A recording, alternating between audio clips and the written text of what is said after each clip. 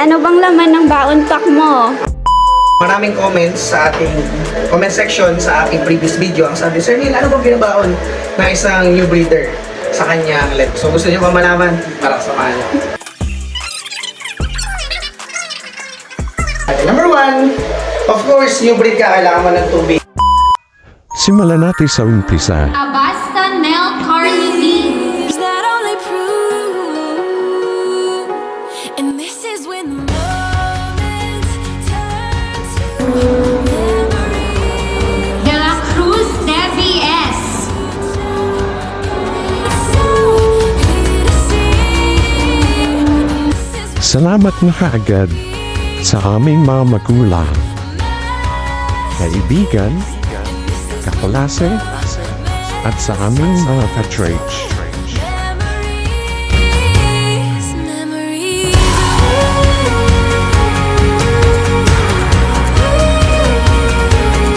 At dito nakuha na namin yung TOR namin at nagsimula na kami mag-review ng masinsinan.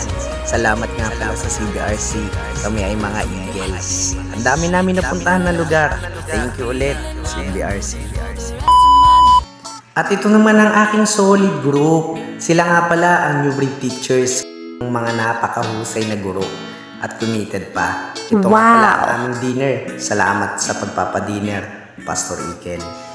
At syempre, hindi natin pwedeng malimutan ang ating gwapo, masipag na senior pastor, Pastor Carlitz Lorota. Yes!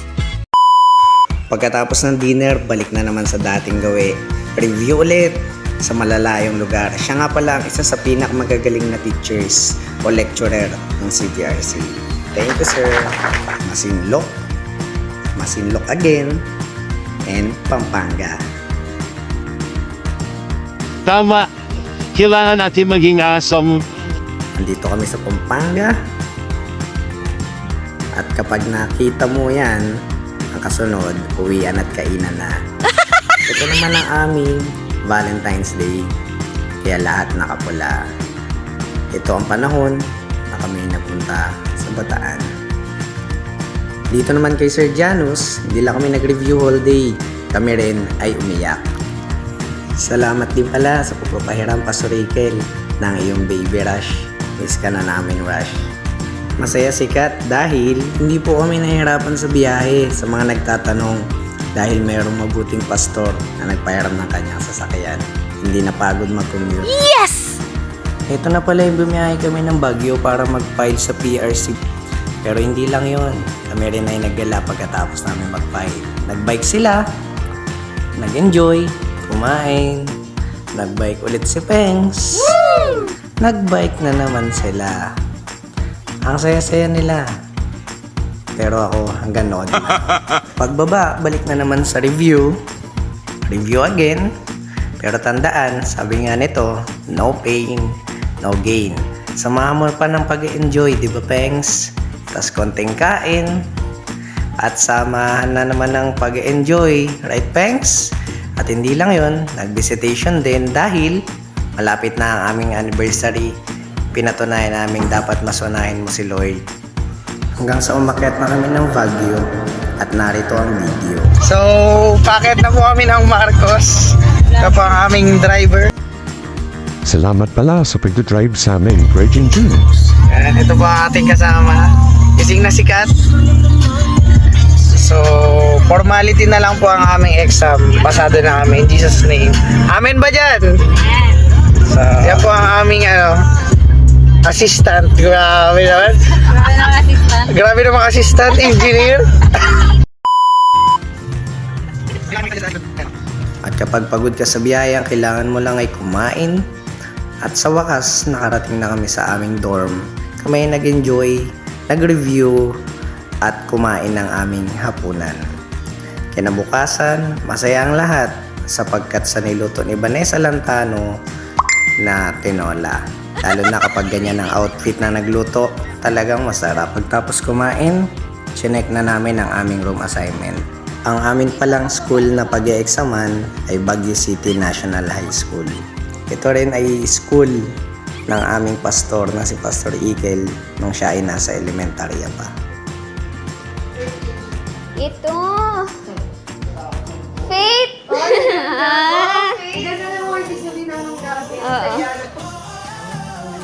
De La Cruz, Debbie. Ano sa'yo? Oh, picture na natin. Oh, Faith sa'yo, Debbie. Faith. Kamusta po ang mga pakiramdam, LPTs, sa paghahanap nyo ng room nyo? Mahaba-haba rin ang aming nilakad. Pakiramdam ko nga. Ayun po, papayat na kami. Basta Nil Carlo de Magante. Koleyo ng Subic. Di Guzman, Kathleen Acosta, Koleyo ng Subic. De La Cruz, Debbie, Solosa, Colenos.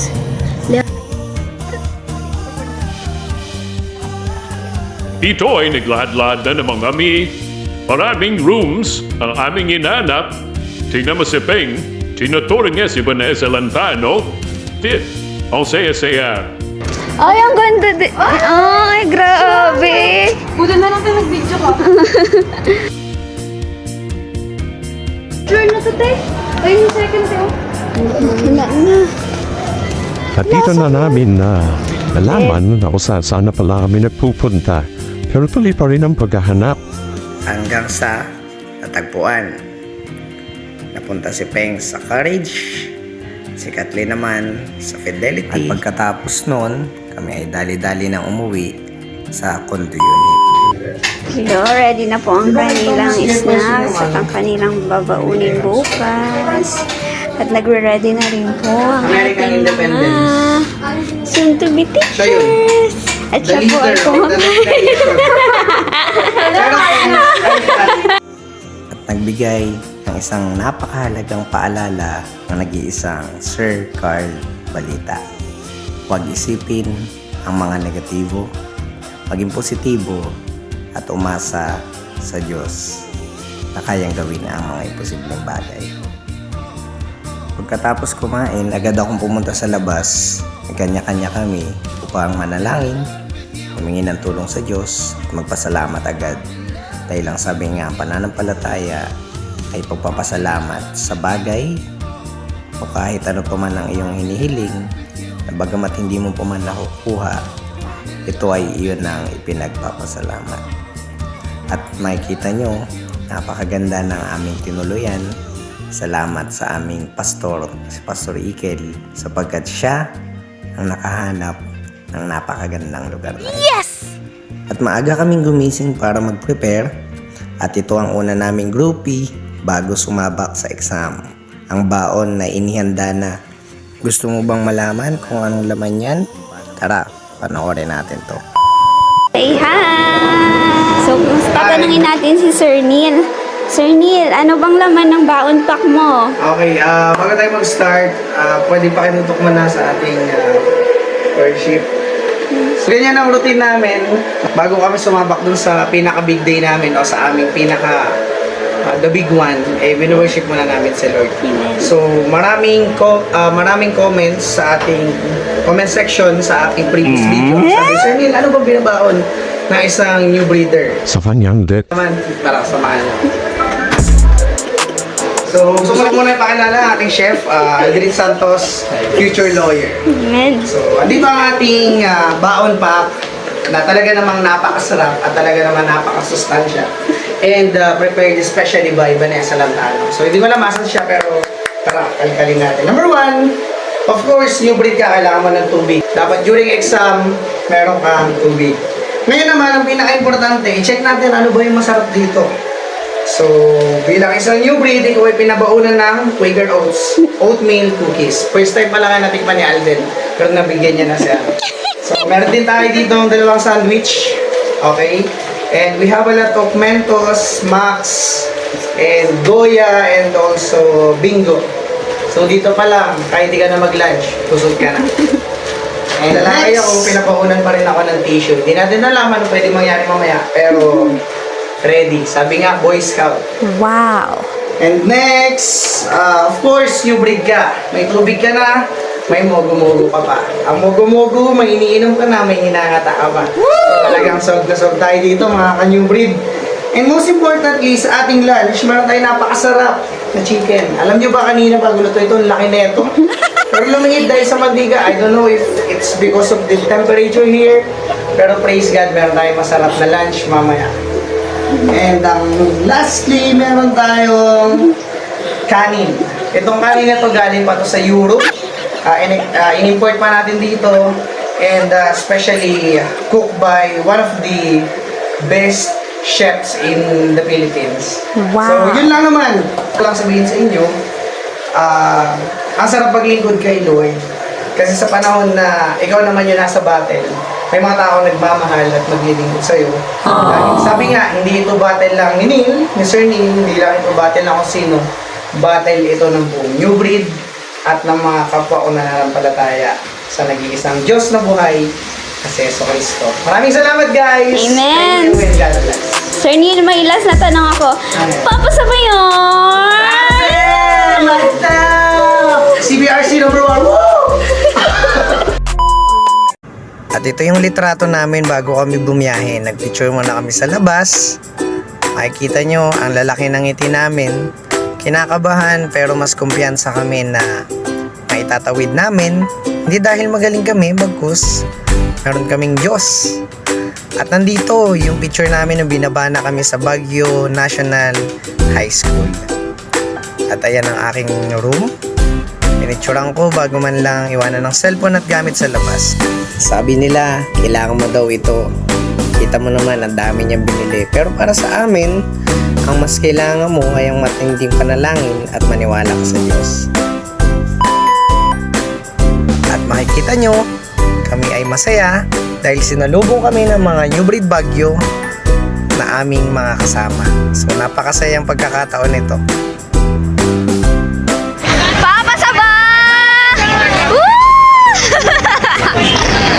Natapos ang exam namin na may ngiti sa mukha at ang mahiwagang tanong, papasa ba?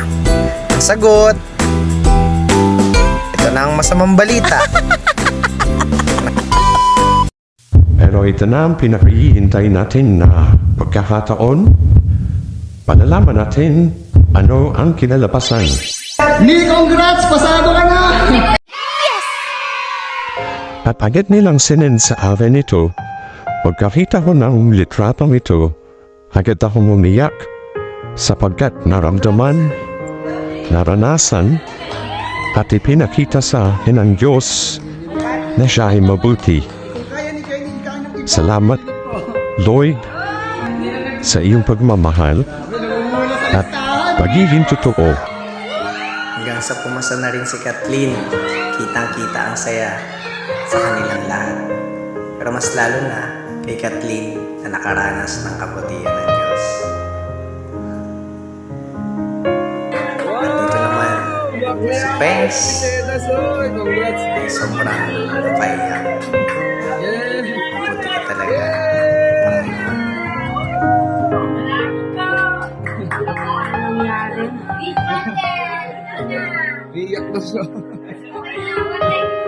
Congrats!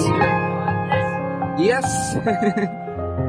At pasado rin si Debbie at sobrang saya namin lahat sapagkat 4 kaming naglingkod kay Lloyd, 4 rin kaming hindi pinabayaan, 4 din kaming nakatapos, at 4 din kaming sabay-sabay na naging licensed professional teacher. God is good all the time. Salamat din, Lelen, sa iyong patreat. Kami ay nabusog at nag-enjoy. Ang dati ko mga kababata, ngayon mga professionals ng sabay-sabay.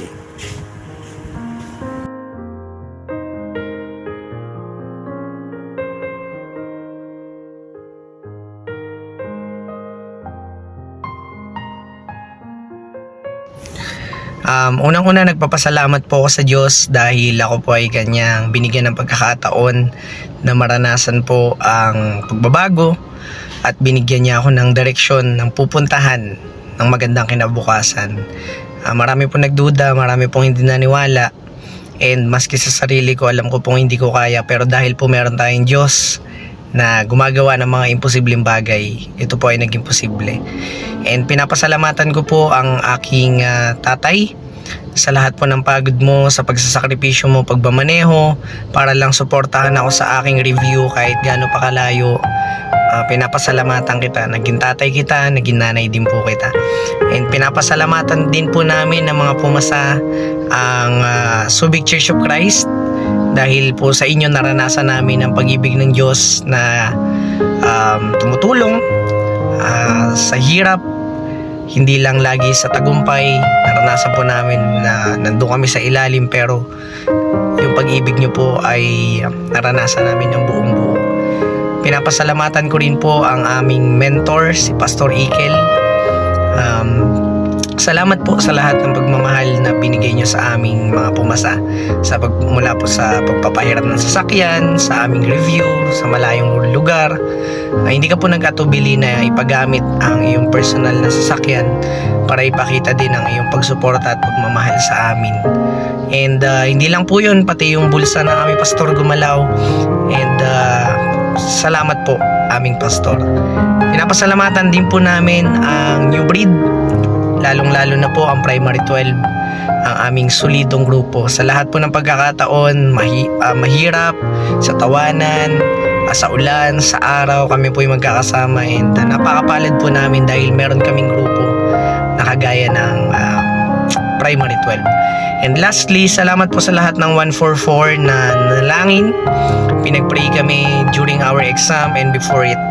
So, nagbunga po lahat ng ating panalangin. Kaya po marami pong salamat. Sa Diyos po ang kapurihan. Sa buhay pala, hindi lang laging galing natin, kundi yung pabor po ng Diyos napakahalaga